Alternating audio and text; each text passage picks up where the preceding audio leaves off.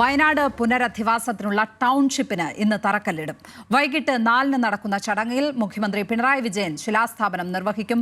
പ്രിയങ്ക ഗാന്ധിയും പ്രതിപക്ഷ നേതാവ് വി.ഡി. സതീശനും ചടങ്ങിൽ പങ്കെടുക്കും. വിവരങ്ങളുമായി രതീഷ് വാസുദേവൻ ചേരുന്നു. രതീഷിലേക്ക് തിരിച്ചെത്താം. വയനാട് പുനരധിവാസത്തിനുള്ള ടൗൺഷിപ്പിന് ഇന്ന് തറക്കല്ലിടുകയാണ്. വൈകിട്ട് 4-നാണ് ആ ചടങ്ങ് നടക്കുന്നത്. മുഖ്യമന്ത്രി പിണറായി വിജയനാണ് ശിലാസ്ഥാപനം നിർവഹിക്കുന്നത്. രതീഷ് വാസുദേവൻ ചേരുന്നു. രതീഷ്, കേരളം കാത്തിരുന്ന ഒരു ദിവസമാണ് ഇന്ന്. വയനാടിന് സംഭവിച്ച ദുരന്തം അത് വയനാടിൻ്റെ മാത്രം ദുരന്തമല്ല, നമ്മളെ ആകെ ഉലച്ച ദുരന്തമാണ്. അതിലാണിപ്പോൾ ഒരു തറക്കല്ലിടൽ, പുനരധിവാസ ടൗൺഷിപ്പിനുള്ള തറക്കല്ലിടൽ നടക്കുന്നത്. ഇന്ന് ആ ചടങ്ങുമായി ബന്ധപ്പെട്ട് എന്തൊക്കെയാണ് മറ്റ് വിവരങ്ങൾ നമുക്കിപ്പോൾ പ്രേക്ഷകർക്ക് കൈമാറാനുള്ളത്? ലക്ഷ്മി, തീർച്ചയായും ഏറെ സങ്കടകരമായ ഒരു അവസ്ഥയാണ്. കാരണം നമുക്കറിയാം, ഒരുപാട് പേർ നമ്മോടൊപ്പം ഈ ഘട്ടത്തിൽ ഈ സമുച്ചയത്തിലേക്ക് വരണ്ട, അല്ലെങ്കിൽ ഇത്തരം ഒരു സാഹചര്യത്തിൽ സന്തോഷിക്കേണ്ട പലരും ഈ കൂട്ടത്തിൽ, ഈ കുടുംബത്തിലില്ല. ആ ഘട്ടത്തിലാണ് ഒരു സന്തോഷകരമായ ഒരു കാര്യം നടക്കുന്നത്. ഇപ്പം ഞാനിപ്പോൾ നിൽക്കുന്നത് എൽസ്റ്റൺ എസ്റ്റേറ്റിലെ ഈ തേയിലത്തോട്ടത്തിൻ്റെ ഈ ഭാഗത്താണ്. ഈ ഭാഗത്താണ് ഇതിൻ്റെ തറക്കല്ലിടൽ ചടങ്ങുകൾ നടക്കുന്നത്. ഇതിന് തൊട്ടടുത്തായിട്ടാണ് അതിൻ്റെ ചടക്കലിൻ്റെ ഔദ്യോഗികമായ ചടങ്ങുകൾ നടക്കാനുള്ള സ്ഥലമുള്ളത്. ഇതിൻ്റെ പുറകിലാണ് മുഖ്യമന്ത്രി ഉൾപ്പെടെയുള്ളവർ ഇന്ന് ഉച്ച കഴിഞ്ഞ് MP ഉൾപ്പെടെയുള്ളവർക്ക് പങ്കെടുക്കുന്ന ചടങ്ങ് നടക്കുന്നത് അവിടെയാണ്. ഈ ഭാഗത്താണ് കുടുംബങ്ങൾക്ക് മുണ്ടക്കൈ ദുരന്തത്തിൽ വീടും എല്ലാ ഉറ്റവരെയൊക്കെ നഷ്ടപ്പെട്ട, കുടുംബം പൂർണ്ണമായി നഷ്ടപ്പെട്ട ആ ആളുകൾക്ക് സർക്കാരിൻ്റെ കൈത്താങ്ങെന്ന നിലയിലുള്ള പുനരധിവാസ പദ്ധതി നടപ്പിലാക്കുന്നത്.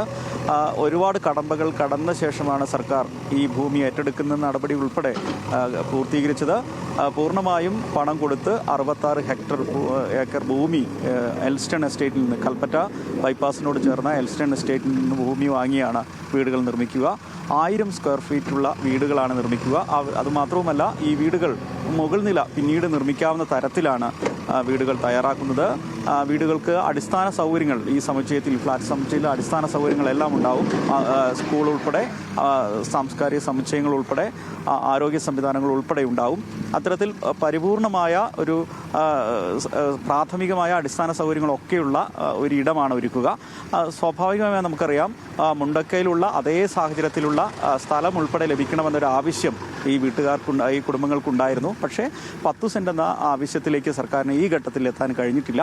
7 സെൻറ്റും ഇത്തരത്തിൽ വീടുമാണ് അനുവദിക്കുന്നത്. മാത്രമല്ല, ഈ വീടും സ്ഥലവും ഒന്നും വേണ്ട, മറ്റിടങ്ങളിലേക്ക് വീട് വച്ച് താമസിക്കാൻ താല്പര്യമുള്ള കുടുംബങ്ങൾക്ക് 15 ലക്ഷം രൂപ നൽകുന്ന ഒരു സാഹചര്യം കൂടെ ഉണ്ട്.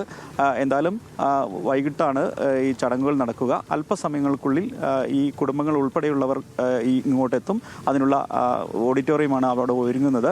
എന്തായാലും വലിയൊരു ദുരന്തത്തെ കേരളം ഒറ്റക്കെട്ടായി അതിനെ പ്രതിരോധിക്കുന്നു, ഏറ്റെടുക്കുന്നു. അത്തരം എല്ലാം നഷ്ടപ്പെട്ട ആ കുടുംബങ്ങൾക്ക് അവർക്ക് കിടപ്പാടമൊരുക്കുന്നു എന്നതിൻ്റെ ഔദ്യോഗികമായ തുടക്കമാണ് ഇപ്പോൾ ഇന്ന് ഉച്ചകഴിഞ്ഞ് ഇവിടെ നടക്കുന്നത്. മുഖ്യമന്ത്രി ഉൾപ്പെടെ ഈ പരിപാടിയിൽ പങ്കെടുക്കുന്നു. ഇതിന് സമാന്തരമായി പറയേണ്ടത്, മറ്റ് സന്നദ്ധ സംഘടനകൾ ഉൾപ്പെടെ നിരവധി വീട് നിർമ്മാണം ജില്ലയുടെ വിവിധ ഭാഗങ്ങളിൽ നടക്കുന്നുണ്ട്. അതുകൂടെ ഇതിനോടൊപ്പം ചേർത്ത് വായിക്കേണ്ടതുണ്ട്. പക്ഷേ എന്നാലും വലിയ മുൻകരുതലായി മുൻകൈയെടുത്ത് സർക്കാർ ആത്മവിശ്വാസത്തോടെ ഈ കുടുംബങ്ങളുടെ സങ്കടങ്ങളിൽ ഒപ്പം നിൽക്കുന്നു, അവരെ പിന്തുണയ്ക്കുന്നു. അവരുടെ ഭാവിയെ കൂട്ടിപ്പിടിച്ചുകൊണ്ട് അവർക്ക് താങ്ങായി, കരുതലായി സർക്കാർ നിൽക്കുന്നു എന്ന വലിയ ആത്മവിശ്വാസം കൂടെ ഈ ഘട്ടത്തിൽ നൽകുന്നു. അതിൻ്റെ പ്രാഥമിക നടപടിയാണ് ഇന്ന് അവർക്ക് വീട് വെച്ച് ക്കാനുള്ള ഇതിൻ്റെ തറക്കല്ലിടൽ ചടങ്ങുകൾ ഔദ്യോഗികമായി നടക്കുന്നത്. ഡിസംബറോടെ ഈ വീട് പൂർണ്ണമായും പൂർത്തിയാക്കാൻ കഴിയുമെന്നാണ് ഇപ്പോൾ ഔദ്യോഗികമായി കണക്കാക്കിയിട്ടുള്ളത്. എന്തായാലും വലിയ ആഹ്ലാദമുള്ള, വയനാടിൻ്റെ ആ തീരാവേദനയ്ക്ക് ഇടയിലും വലിയ പ്രതീക്ഷയും ആഹ്ലാദവുമുള്ള ഒരു ചടങ്ങിനാണ് അല്പസമയങ്ങൾക്കുള്ളിൽ ഇവിടെ ചടങ്ങാണ് ഉണ്ടാകാൻ പോകുന്നത്. മുഖ്യമന്ത്രി ഉൾപ്പെടെ ഇങ്ങോട്ടെത്തും, മന്ത്രിമാരുൾപ്പെടെ ഇങ്ങോട്ടെത്തും എന്നാണ് നമുക്ക് ലഭിക്കുന്ന വിവരം. ഏറെ പ്രതീക്ഷയോടെ തന്നെയാണ് ഈ മുണ്ടക്കൈ നിവാസികളും വയനാട്ടുകാരുമൊക്കെ തന്നെ, എല്ലാ മനുഷ്യസ്നേഹികളും ഈ കാര്യത്തെ കാണുന്നത്.